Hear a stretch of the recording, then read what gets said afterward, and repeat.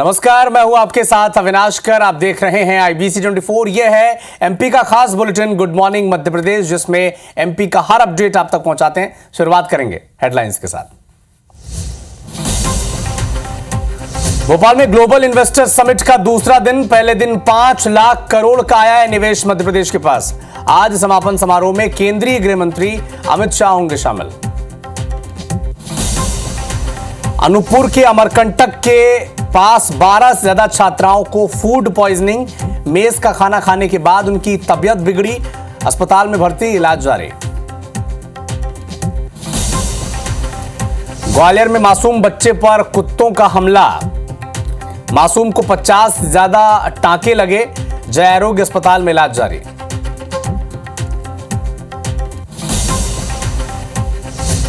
रीवा में श्रद्धालुओं से भरी कार खड़े ट्रक से टकराई। हादसे में 3 लोगों की मौत, 7 घायल। ड्राइवर को झपकी आने से हुआ हादसा। भोपाल में धमाके के साथ स्कूल बस में लगी आग। बस पूरी तरह जलकर खाक, साजिश की आशंका, जांच में पुलिस जुटी। आज से एमपी बोर्ड परीक्षाएं शुरू। आज हिंदी का पेपर होगा 12वीं का पहला पेपर। 27 फरवरी से शुरू होगी 10वीं की परीक्षाएं।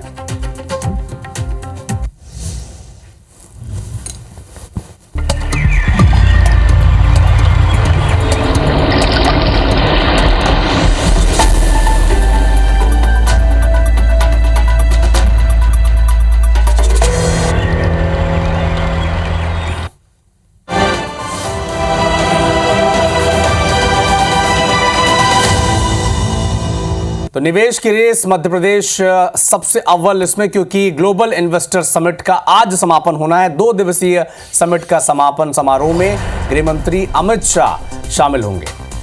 कल इसका उद्घाटन देश के प्रधानमंत्री नरेंद्र मोदी ने किया था।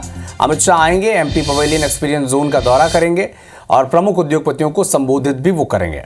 इंदिरा गांधी राष्ट्रीय मानव संग्रहालय में समिट चल रही है, तो कल इसका उद्घाटन हुआ था। और पूरी कोशिश जो है इस समिट की कि कैसे मध्य प्रदेश में निवेश को आकर्षित किया जाए। और चूंकि ब्यौरा भी दिया सीएम डॉक्टर मोहन यादव ने कि कितने करोड़ का निवेश, कितने हजार करोड़ का निवेश मध्य प्रदेश को पहले दिन मिला है। गौतम अडानी, उन्होंने भी निवेश का MOU साइन किया है और करीब 10 से ज़्यादा MOU साइन हो चुके हैं। कल प्रधानमंत्री मोदी ने उद्घाटन किया था GIS समिट के, और अब जो समापन समारोह है उसमें केंद्रीय गृह मंत्री अमित शाह भी शामिल होंगे। और अधिक जानकारी के लिए हमारे सहयोगी निहारिका शर्मा इस वक्त हमारे साथ भोपाल से लाइव जुड़ चुकी हैं। पल पल का अपडेट लगातार आप तक पहुंचा रही हैं। निहारिका, उद्घाटन समारोह में PM मोदी और समापन समारोह में गृह मंत्री अमित शाह आने वाले हैं, और क्या अपडेट है? इस वाले हॉल में तो सर पूरी उल्टी पड़ी है। जी बिल्कुल, देखिए कल इस ग्लोबल इन्वेस्टर समिट जो 2 दिवसीय कार्यक्रम था उसका शुभारंभ प्रधानमंत्री नरेंद्र मोदी ने किया था। आज इसका समापन है जो कि केंद्रीय गृह मंत्री अमित शाह करेंगे।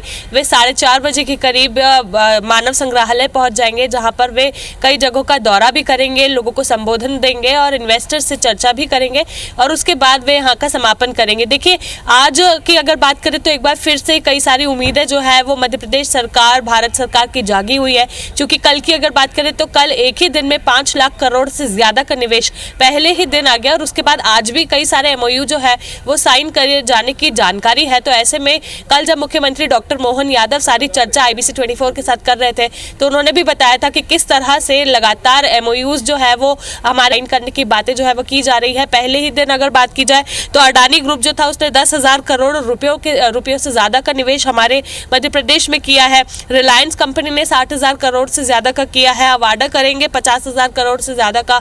ऐसी OPG पावर प्लांट जो था उसने 13,400 करोड़ से ज्यादा का निवेश किया है। और ये कुछ चुनिंदा प्लांट्स बता रही है। उसके अलावा 9 MOU जो है वो साइन हुए हैं, और 9 MOU के साइन करने के बाद जो आंकड़ा सामने आया था वो 5 लाख करोड़ से ज्यादा का था, और ये केवल पहले दिन का था। आज दूसरा दिन जो है उसका सत्र सुबह 10 बजे से शुरू होगा, जिसमें मुख्यमंत्री मोहन यादव जो है वो लोगों से 1-to-1 चर्चा करेंगे। चर्चा करने के बाद यहाँ पर जो सारे MOUs जो है वो साइन किए जाएंगे और उसके बाद केंद्रीय गृह मंत्री अमित शाह जब यहाँ पर पहुंचेंगे तो जो फाइनल आंकड़ा है निवेश का वो हमारे सामने आ जाएगा, जिसके बाद हमें ये पता चलेगा कि मध्य प्रदेश की राजधानी भोपाल में जो पहली बार ग्लोबल इन्वेस्टर समिट, आप नजर बना के रखिएगा निहारिका इस खबर पर, आपसे अपडेट आगे भी हम लेते रहेंगे। शुक्रिया तमाम जानकारी के लिए। इधर MP बोर्ड परीक्षाओं का आज से आगाज हो जा रहा है। आज 12वीं कक्षा का पहला पेपर है। 12वीं की परीक्षा सुबह 9 बजे से शुरू होगी। 8 बजे परीक्षा केंद्र पहुंचने के निर्देश दिए गए। 27 फरवरी से 10वीं की परीक्षाएं शुरू हो रही हैं। दोनों में करीब 16 लाख परीक्षार्थी शामिल होंगे। और अधिक जानकारी के लिए हमारे सहयोगी ग्वालियर से नासिर गौरी जुड़ चुके हैं हमारे साथ। नासिर, तमाम जो तैयारियां हैं वो पूरी हो चुकी हैं, हालांकि जो स्टूडेंट्स हैं उनकी धड़कनें थोड़ी तेज हो जाती हैं इस वक्त। बिल्कुल जाहिर सी बात है, और जैसा कि हम देखा जाए तो इस बार बहुत ज़्यादा एहतियात रखी गई है, क्योंकि जिस तरह से पहले प्रश्न पत्र हैं लीक हुए थे, उसके बाद सरकार ने बहुत एहतियात दी है और उसके साथ ही 100 मीटर के दायरे में किसी का भी प्रवेश अनधिकृत लोगों का वर्जित कर दिया गया है। ग्वालियर जिले की बात करें तो 98 परीक्षा केंद्र बनाए गए हैं और 49,932 बच्चे हैं वो अब परीक्षा देंगे। हिंदी का आज उनका पेपर है, तो बच्चों से जान लेते हैं क्या कितना उत्साह है आज के पेपर को लेकर। बहुत उत्साह है, क्योंकि आज तो हमारे 12th का पहला पेपर है और हिंदी तो में बहुत एक्साइटमेंट नहीं कि कैसा आएगा यार, मुश्किल तो नहीं आएगा, हमें एक्साइटमेंट बहुत सारा। कैसी तैयारी है आप लोगों की? बढ़िया, एक नंबर। अच्छा, क्या लग रहा है एग्जाम में? एग्जाम का थोड़ा सा प्रेशर तो है बच्चों पे, अब देखते हैं क्या होता है। तो और भी बच्चे, कैसी तैयारी है आप लोगों की? बहुत बढ़िया। बढ़िया। क्या कहेंगे, कैसी तैयारी है बेटा? अच्छी अंकल। तो देखिए बच्चे बस ऊर्जा से भरपूर हैं, क्योंकि आज पहला पेपर है और कई सारी चीजें हैं, डर भी ये रहता है, लेकिन क्योंकि मातृभाषा का पेपर है यानी कि हिंदी का पेपर है, तो एक नई ऊर्जा के साथ में वो परीक्षा सेंटर पर पहुंच गए हैं। 9 बजे पेपर स्टार्ट होगा और उसके साथ ही उनको जब पेपर मिलेगा तो उनका काफी उनका यही कहना है कि बहुत अच्छी उनकी तैयारी है, लेकिन अब देखना यही है कि पेपर उनको कैसा मिलता है। बिल्कुल, परीक्षा का ये पल बड़ा मुश्किल होता है, कठिन होता है। बहुत बहुत धन्यवाद नासिर आपका तमाम जानकारी के लिए। बागेश्वर धाम में इन दिनों महोत्सव चल रहा है और इसी दौरान धाम में WWF की तर्ज पर रेसलिंग की प्रतियोगिता का आयोजन किया गया। इसमें द ग्रेट खली के साथ ही पुरुष और महिला रेसलर्स ने हिस्सा लिया और कई घंटे तक कई मैचेस हुए और जो दर्शक थे वो बड़े खुश नजर आए और सभी ने बागेश्वर धाम के पीठाधीश्वर धीरेन्द्र कृष्ण शास्त्री का धन्यवाद भी दिया। बागेश्वर महाराज हमेशा कुछ नया नया करते हैं और जिसकी वजह से पूरे भारत और विश्व में उनका नाम होता रहता है। मेरे साथ कुछ रेसलर्स हैं। क्या नाम है आपका? मेरा नाम प्रिंस शर्मा है। मैं उत्तर प्रदेश मेरठ का रहने वाला हूँ। अभी फाइट चल रही थी, कितनी देर चली फाइट आपकी? मेरी फाइट लगभग 10 से 12 मिनट का मैच था। 10 से 12 मिनट ऐसे। तो ये मैच में जो लड़ाई होती है आप लोगों की, उसके बाद तो नहीं रहती ना लड़ाई? बिल्कुल भी नहीं, बिल्कुल। हम लोग इसको एक स्पोर्ट्स की तरह लेते हैं। पर्सनल किसी का किसी से कुछ नहीं है, सभी साथ रहने वाले हैं, साथ प्रैक्टिस करते हैं, साथ लड़ते हैं, साथ सोते हैं। तो ग्रेट खली के एक और फाइटर हमारे साथ है, उनसे भी बात करते हैं। क्या नाम है आपका? मेरा नाम है विनीत सिकरवार। कितनी उम्र है आपकी? मेरी उम्र अभी 23 साल है। कितने साल से रेसलिंग कर रहे हो? मुझे अभी फिलहाल 2 साल के करीब होने वाले हैं। बागेश्वर धाम में रेसलिंग आयोजन किया गया है, महाराज ने सब व्यवस्थाएं की, कैसी लग रही है आपको? बहुत अच्छा लग रहा है। इतने बड़े प्लेटफॉर्म पे रेसल करना ये सबके बस की बात नहीं होती है। बहुत अच्छा लग रहा है यहाँ पे आके। ग्रेट खली की जो संस्था है उसमें आप लोग रेसलिंग सीखते हैं? हाँ, सीखते भी हैं और ऑल ओवर इंडिया में फाइट करते हैं, जैसे कि कहीं से भी आ जाए उनसे फाइट करते रहते हैं। क्या गुरु मंत्र दिया है खली साहब ने? खली साहब ने यही दिया है, चलते रहो जब तक लक्ष्य की प्राप्ति ना हो। चलिए, बड़ी बड़ी पर्सनैलिटीज और लंबे चौड़े ये सब जो लोग हैं यहाँ मौजूद हैं और इसी क्रम में लगातार अब ये मैच अब आगे बढ़ते हैं। महिला रेसलर्स भी यहाँ मौजूद हैं और आप देख रहे हैं कि इस समय बागेश्वर धाम में अलग ही प्रकार की धूम मची हुई है। IBC 24 के लिए अभिषेक सिंह की रिपोर्ट। ग्वालियर एक ऐसी जगह है जहां पर डॉग बाइट के मामले रुकने की बजाय बढ़ते जा रहे हैं। कुत्तों ने एक बार फिर से एक बच्चे पर हमला कर दिया है और कुत्तों ने ऐसा काटा है कि मासूम को 50 टांके लगे हैं। सर्जरी के बाद बच्चे की जान बची है। मुरैना के बामौर का ये रहने वाला बच्चा है। अब देखिए डॉग बाइट के कितने मामले और कितनी खबर ने हम आप तक पहुंचा चुके हैं कि डॉग बाइट के जो मामले वो लगातार बढ़ते जा रहे हैं। नगर निगम का जो अमला है प्रशासन कर क्या रहा है, ये सबसे बड़ा सवाल है। लेकिन सर्जरी के बाद इस बच्चे की जान बची। हालत ये है। अनूपपुर में 12 से ज्यादा छात्राओं को फूड पॉइजनिंग की शिकायत हुई है। मेस का खाना खाने के बाद इनकी तबीयत बिगड़ गई। अस्पताल में इन्हें भर्ती कराया गया, इलाज उनका जारी है। इंदिरा गांधी जनजातीय विश्वविद्यालय अमरकंटक का यह मामला बताया जा रहा है। 12 से ज्यादा छात्राओं को फूड पॉइजनिंग से उनकी तबीयत बिगड़ी और बताया जा रहा है कि मेस का खाना खाने के बाद इनकी तबीयत बिगड़ी है।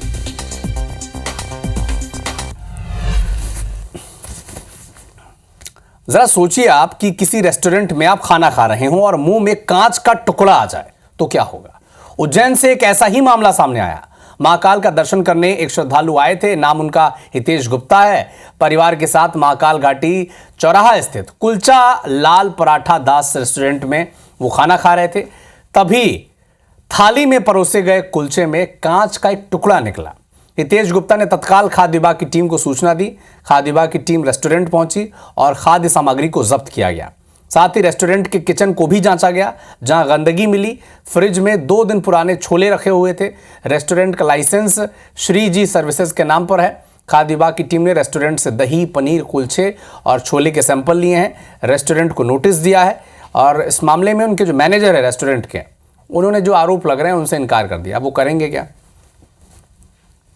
ग्वालियर में स्पा सेंटर पर मसाज कराने पहुंचे युवक ने युवती की जमकर पिटाई कर दी। युवती की गलती बस इतनी थी कि उसने युवक की मसाज करने से इनकार कर दिया। घटना का फुटेज भी सामने आ चुका है। 24 फरवरी की रात युवती स्पा सेंटर बंद करने की तैयारी कर रही थी। तभी युवक वहां पर पहुंच गया और युवती से मसाज करने की डिमांड करने लगा, जिस पर युवती ने युवक से मसाज पार्लर बंद करने और उसके अगले रोज आने की बात कही। जो भी दुकान बंद करता है वो यही कहता है। लेकिन इस बात को लेकर पहले तो युवक ने खूब हंगामा किया और फिर गुस्से में आकर युवती और मसाज पार्लर की जो संचालिका थी उनसे मारपीट करने लगा। युवक दोनों युवतियों को जान से मारने की धमकी भी दे डाली इसने और वारदात को अंजाम देने के बाद आरोपी वहां से फरार भी हो गया। पीड़ितों की शिकायत पर पुलिस ने केस तो दर्ज कर लिया है। आरोपी युवक की तलाश जारी है। पहले नॉर्मली बैठा था वो आके और मैंने बोला अब तो हमारा जाने का टाइम है, तो सोचा कि ये चला जाएगा अभी थोड़ी देर से। तो बोलता है नहीं मैं तो मसाज करवाऊंगा। तो ये लड़की बाहर गई थी, बाहर से अंदर आई है तो बोली अब मैं इसके साथ ही जाऊंगा। मैंने कहा उसकी तबीयत ठीक नहीं है, आप कल आ जाना करवा देते हैं, लेकिन उसकी तबीयत खराब नहीं, मैं इसी के साथ जाऊंगा। तो वो बस इतना बोला ही है तो बस उसको चालू हो गया मारना। बलराम गौरैया नाम का लड़का मसाज कराने के नाम पे गया था और चूंकि स्पा सेंटर बंद हो गया था तो मना किया कि आप कल आ जाएं, तो इसी बात को लेकर उसने मारपीट की है, जिसमें अपन ने FIR थाना विश्वविद्यालय पे कर ली है, विवेचना की जा रही है।